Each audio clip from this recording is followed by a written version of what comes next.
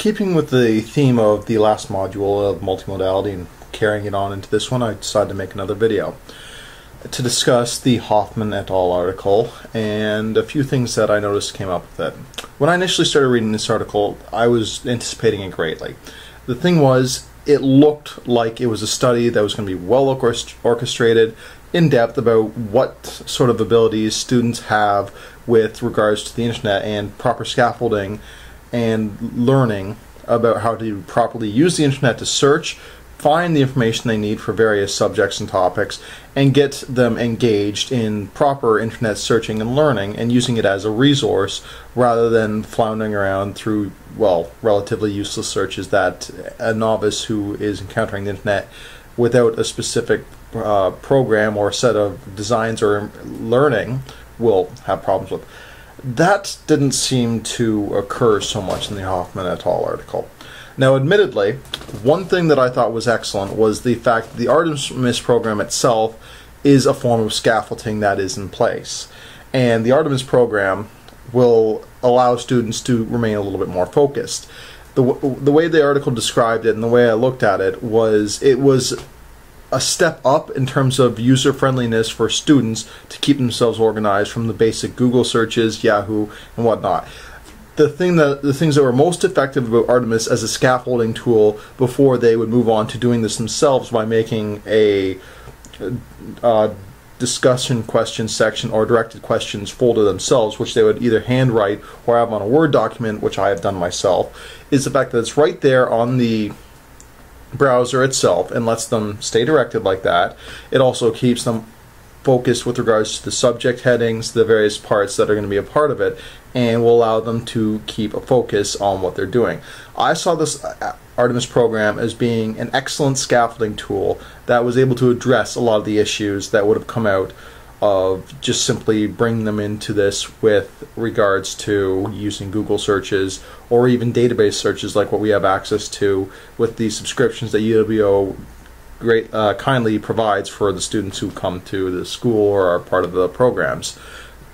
But the one thing that the article lacked, at least in terms of explicit explanation, was whether or not it actually addressed searching explicitly to the students, how to do it properly, and whether or not it actually was taught in terms of what search terms should you be using, how do you expand, or how do you narrow down the focus of your search. It does not mention any explicit instructions of that. It does go over whether or not they thought that the students were doing it well, but it doesn't actually say whether or not this was explicitly taught. And that in its own right is a major problem with what they were trying to claim was an excellent form of scaffolding that would bring the students up to speed and up to par with what they should be expected to be able to use, especially if the internet was going to be another good tool for them to be able to engage and gain information at a quicker rate. On the other hand, the other problem that ended up coming from this that I noticed was the fact that not only were they not actually taught how to do the searches, but they weren't actually notified of how to critique a website. There's no mention in the entire Hoffman et al. Article as to whether or not they actually taught the students how to critique a website as to see whether or not it actually has good information, if it's going to be a quality website, nor do they actually mention, except for once or twice in the article, when the teachers explicitly told them to go back and compare websites, did you have the students making notes, or Hoffman et al. Noting that the students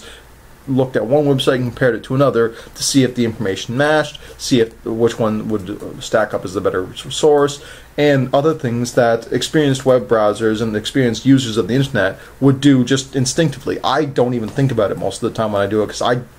done it so much. But this is something that if you don't have experience with, you have to teach. And you have to do it explicitly, otherwise you're not going to just be able to figure it out unless you go through this a lot, or unless you happen to be lucky enough to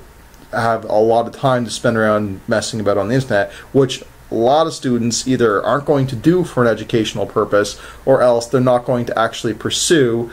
it without actual benefits or a reason to do so that is explicitly in correlation with the educational program that they're in.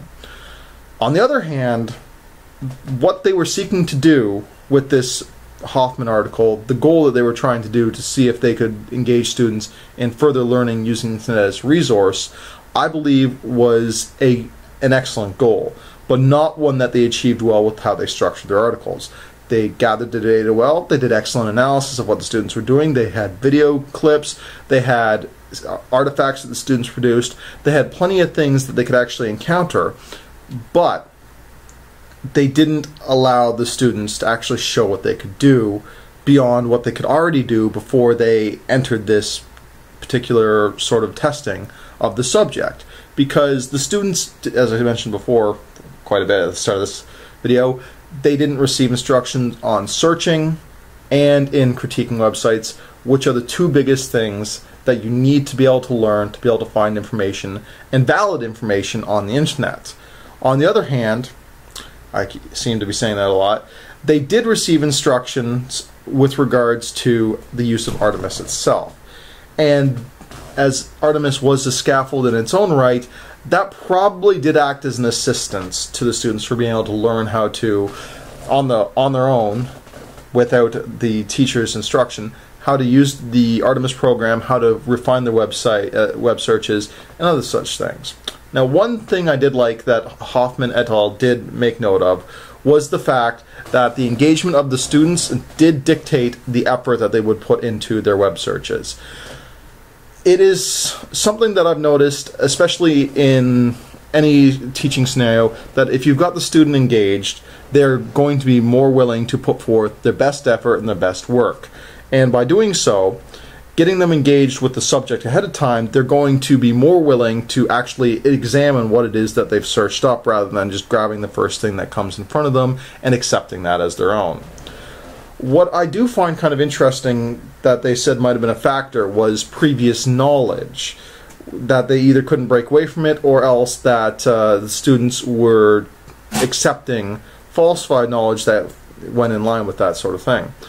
I'm not entirely certain if that is a variable that they could address, because they actually didn't discuss it of how they would possibly deal with that sort of thing in the article itself, or how they could get the students to move beyond that in the first place. So that is a variable that they bring up at the end, but they didn't address,